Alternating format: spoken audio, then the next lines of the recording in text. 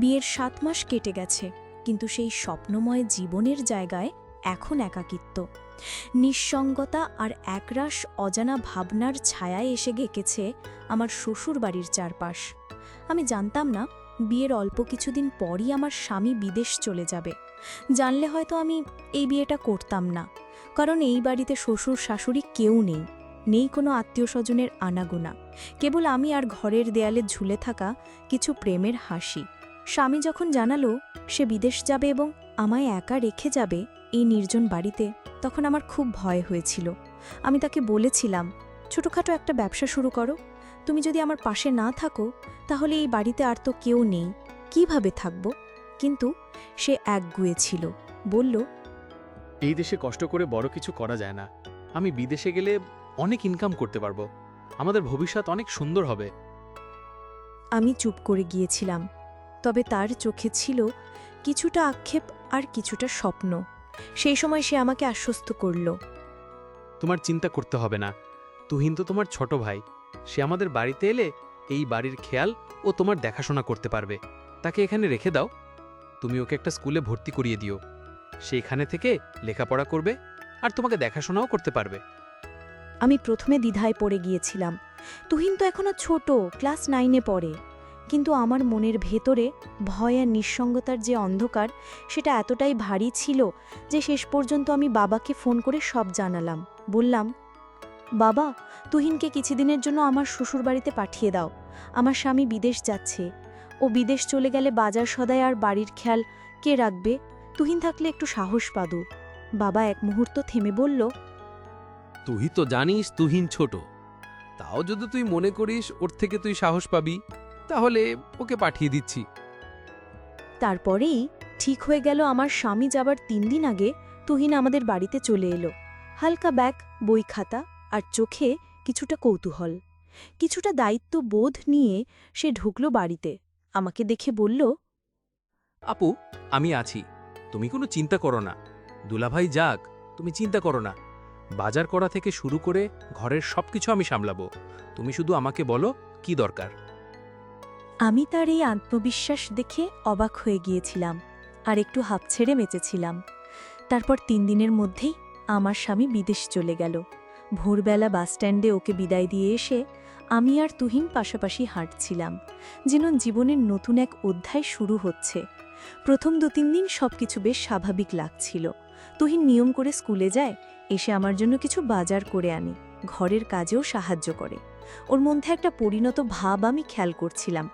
যদিও সে ছোট, তবু যেন কথাবার্তা একটা নির্ভরতা ছিল। কিন্তু তারপর ধীরে ধীরে কিছু ছোটখাটো অদ্ভুত জিনিস খেয়াল করতে থাকলাম, যেগুলো শুরুতে গুরুত্ব দিইনি। যেমন ঘরের দরজাগুলো একটু খোলা থেকে যায়, আমার ব্যবহৃত জিনিস, এক জায়গার জিনিস অন্য জায়গায় রাখা একটু হতো এদিক ওদিক, কিংবা তুহিন মাঝে মাঝে অদ্ভুতভাবে তাকিয়ে থাকে আমার দিকে। আমি ভাবি, ও তো ছোট ভাই, হয়তো কল্পনায় কিছু ভাবছে বা হয়তো কেবল চিন্তিত হয়ে আছে। কিন্তু আমার মনে এক অজানা অস্বস্তি বাসা বাঁধছিল, যা আমি ঠিক ধরতে পারছিলাম না। হয়তো নতুন নতুন বাড়িতে আসার জন্য। তবে একদিন এমন কিছু ঘটল যেটা আমাকে বাধ্য করল ভাবতে, তুহিনের এই বাড়িতে আসা কি শুধু আমার দেখাশোনা করার জন্য, নাকি এর আড়ালে লুকিয়ে আছে কোনো অদৃষ্ট রহস্য? স্বামী যখন বিদেশ বাড়ি জমালো, তখন মনের ভেতরটা এক অদ্ভুত শূন্যতায় ডুবে গেল, যেমন কেউ হঠাৎ পায়ের নিচ থেকে মাটি সরিয়ে নেয়।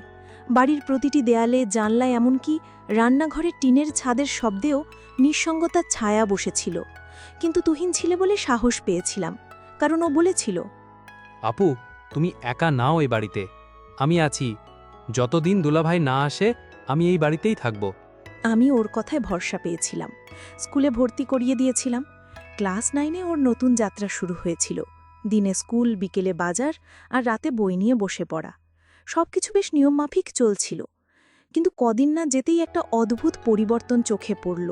তুহিনের কথাবার্তা কেমন যেন গম্ভীর হয়ে গেল।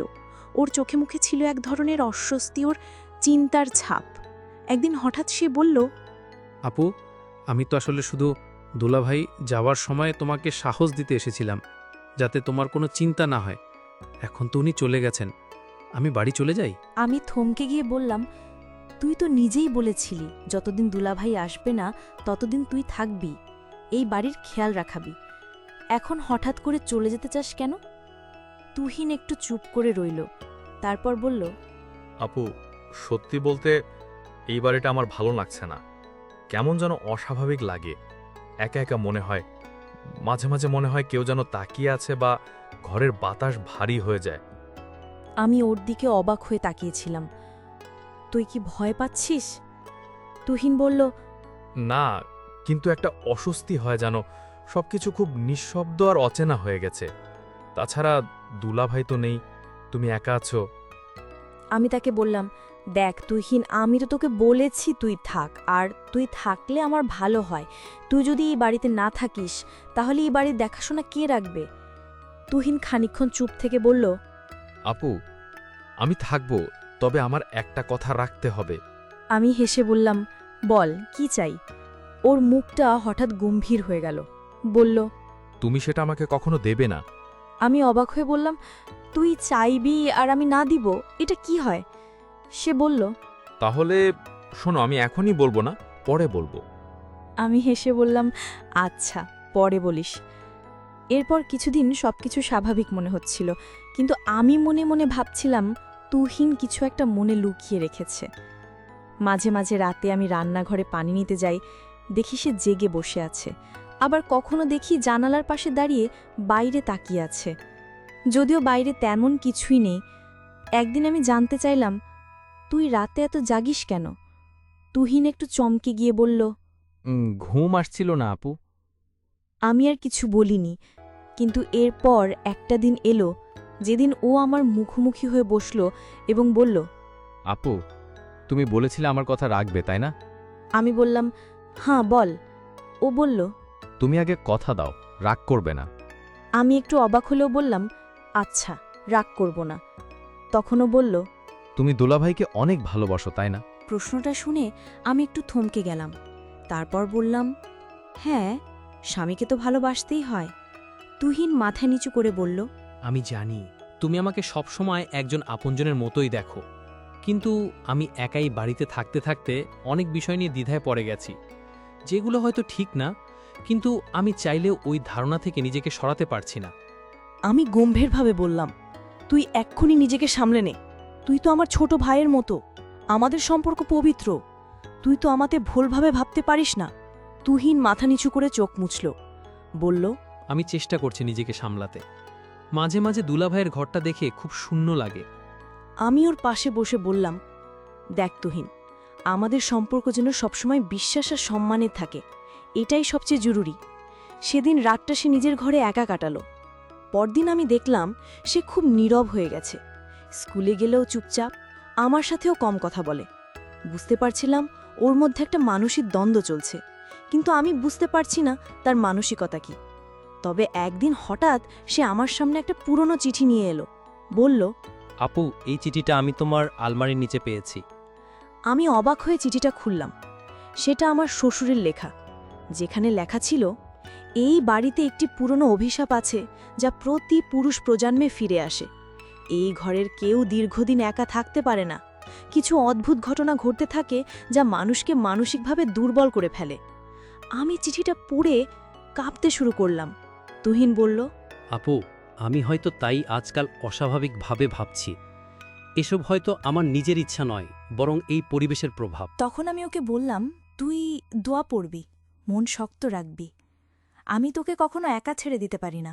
সেই মুহূর্তে ভাবলাম, তুহিনের কথার পেছনে হয়তো শুধু মানসিক দ্বন্দ্ব নয়, এই বাড়ির এক গভীর রহস্য জড়িত।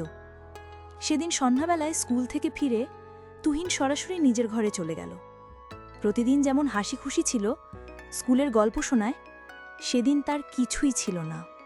দরজা খোলা রেখেই সে বিছানায় শুয়ে পড়েছিল। আমি তখন রান্নাঘরে নাস্তা বানাচ্ছিলাম।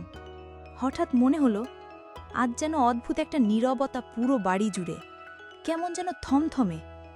আমি ওর ঘরের দরজায় দাঁড়িয়ে বললাম, তুহিন কিরে, আজকে এত চুপচাপ কেন? শরীর খারাপ লাগছে? তুহিন চোখ বন্ধ করে হালকা স্বরে বলল, হ্যাঁ আপু, শরীরটা খুব খারাপ লাগছে, বিশেষ করে মাথাটা ভয়ানক ব্যথা করছে। আমি বললাম, চিন্তা করিস না, আমি তো আছি, একটু মাথায় মালিশ করে দেই, ওষুধ দেই, সব ঠিক হয়ে যাবে। ও কিছু বলেনি, চোখ বন্ধ রেখেই কেমন যেন স্থির হয়ে রইল। আমি আলমারি থেকে মাথা ব্যথার ওষুধ বের করে এনে এক গ্লাস পানি দিলাম। কিছু না বলেই সেটা খেয়ে নিল। আমি বুঝতে পারলাম ওর সঙ্গে কোনো মানসিক চাপও লুকিয়ে আছে।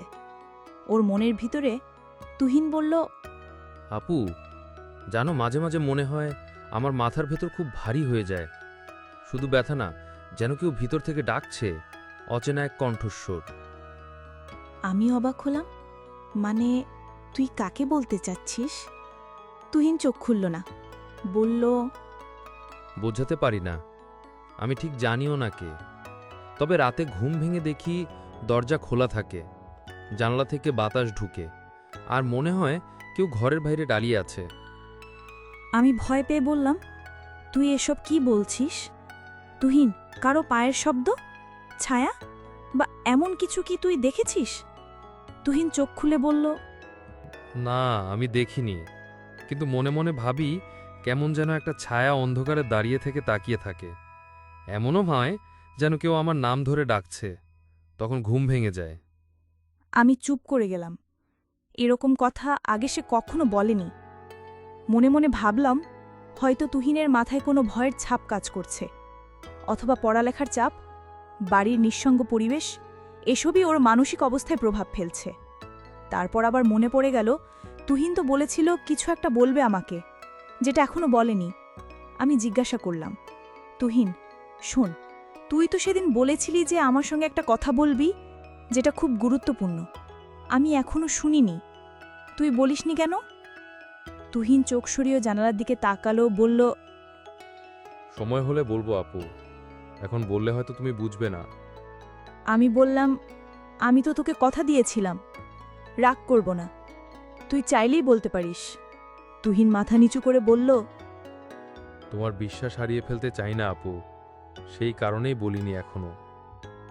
আমি বুঝে গেলাম তুহিনের মনে কিছু চলছে, হয়তো নিজের ভাবনা, মানসিক দ্বন্দ্ব বা অতীতের কিছু ঘটনা, যেটা সে বলতে চায় কিন্তু ভয় পাচ্ছে। আমি তখন আর জোর করলাম না, বললাম, আচ্ছা, সময় হলে বলিস, তবে নিজের মধ্যে পুষে রাখিস না। কষ্ট হয় তোর, সেটা আমিও বুঝি। তুহিন ধীরে ধীরে ঘুমিয়ে পড়ল। আমি ওর পাশে বসে চুপ করে ওর মুখের দিকে তাকিয়ে রইলাম। ছেলেটা বড়ই অদ্ভুত হয়ে যাচ্ছে, কিছু একটা লুকিয়ে রাখছে, অথচ সেটা তাকে কষ্ট দিচ্ছে, মানসিকভাবে ভেঙে দিচ্ছে। রাত বাড়ছিল, বাইরে হালকা বৃষ্টি শুরু হয়েছিল। আমি উঠে গিয়ে জানালাটা বন্ধ করলাম। তারপর ঘর থেকে বের হয়ে চলে আসলাম আমার ঘরে। রাত 2টা নাগাদ হঠাৎ ঘুম ভেঙে গেল আমার। ঘরের জানালার বাইরে কুকুরের ডাকে ঘুম ভেঙেছিল। তারপর একটা চাপার শব্দ পেলাম। তুহিনের ঘর থেকে যেন কারো কান্নার শব্দ। আমি দ্রুত উঠে গিয়ে ওর ঘরের দিকে গেলাম। দরজাটা আধে খোলা ছিল। আমি ভিতরে গিয়ে দেখলাম তুহিন বিছানায় বসে কাঁদছে। আমি বললাম, তুহিন, কি হয়েছে রে? দুঃস্বপ্ন দেখেছিস? তুহিন মাথা নিহু করে বলল, আমি ঠিক আছি আপু। একটু কষ্ট হচ্ছিল, নিজের ওপর খুব রাগ হচ্ছে। আমি ওর পাশে গিয়ে বললাম, তুই একা কষ্ট পাবি না? আমি তোর বড় বোন, তোর কি হয়েছে আমাকে বল। তুহিন আমার দিকে তাকিয়ে হালকা হাসল, তবে সেই হাসিতে ব্যথা লুকিয়েছিল। সে বলল, আপুর মতো কেউ পৃথিবীতে নেই যাকে সব বলা যায়, কিন্তু সব বলা যায় না বলেই সবচেয়ে কাছের মানুষটাকেই কষ্ট দিই। আমি চুপ করে ওর কথা শুনলাম। যাই হোক, তুই তো জানিস আমি তোকে কত ভালোবাসি। আমি জানি আপু। তুই আমার মায়ের মতো, তুই আমার ভাইয়ের মতো। তুহিন চোখ বন্ধ করল। বলল, এ কথাটাই সবচেয়ে বেশি শক্তি দেয়, আবার কষ্টও দেয়। আমি তখন বুঝে গিয়েছিলাম তুহিনের মনের ভেতরে এক ধরনের দোটানা চলছে। সময় হলে সে নিজেই বলবে, কিন্তু আপাতত ওকে সাহস আর আশ্বাস দিয়ে পাশে থাকতে হবে। নিজের তুহিনের কষ্টের গভীরতা বুঝতে পেরে আমি ওর পাশে বসে আর কিছু বললাম না। আমার বিশ্বাস ও একদিন নিশ্চয়ই আমাকে সব বলবে, যখন নিজের সাহস জোগাতে পারবে। আপু, আসলে আমি তোমাকে যে কথাটি বলতে চেয়েছিলাম সেটি হলো, আমি বাড়িতে থেকে চলে যেতে চাইছিলাম না। আমি বাড়িতে থেকে চলে যাওয়ার অভিনয় করছিলাম। আমি তোমাকে পরীক্ষা করেছিলাম যে তুমি আমার বড় বোন, কতটা আমাকে খেয়াল রাখো। কিন্তু আপু, আমি একটা বিষয় বুঝতে পারলাম, আসলে আমি তোমাকে কোনো কথাই বলতে চাই না। এটা আসলে আমি এমনিই বলেছিলাম, দেখি তুমি কি করো। কিন্তু তুমি এটাই প্রমাণ করলে যে ভাই বোনের সম্পর্ক সারা জীবন যেন পবিত্র থাকে এবং এই সম্পর্ক যেন কোনো দিন শেষ না হয়ে যায়। আর তুমি এমনভাবে আমার দেখাশোনা করেছো, সেটা নিজের মায়ের মতো। আসলে তুমি একজন সত্যিকারের বোন, যার কোনো তুলনা হয় না। পরদিন সকাল, সূর্যের নরম আলো ঘর ভর্তি করছিল। তুহিন আজ একটু হালকা লাগছিল, কিন্তু ওর চোখে সেই দৃষ্টির ছায়া মুছে যায়নি। ওর মধ্যে এখনো লুকানো সেই গল্প, সেই বেদনাই যেন ছিল। আমি ওকে খাওয়াতে নিয়ে আসলাম। ওর প্রিয় প্যানকেক আর চায়ের কাপ হাতে দিয়েছিলাম। তুহিন ধীরে ধীরে খেতে লাগল। এভাবেই আমাদের গল্প শেষ হলো। এক ভাই বোনের অটুট বন্ধন, যেখানে ভালোবাসার বোঝাপড়াই ছিল সবচেয়ে বড় অস্ত্র। জীবনের যে কোনো ঝড়কে আমরা একসাথে মোকাবেলা করব, কারণ আমরা পরিবার। বন্ধুরা, আজকের গল্পটি এখানেই শেষ করলাম। যদি গল্পটি ভালো লাগে তাহলে অবশ্যই আমার চ্যানেলটিকে সাবস্ক্রাইব করে পাশে থাকবেন। ধন্যবাদ।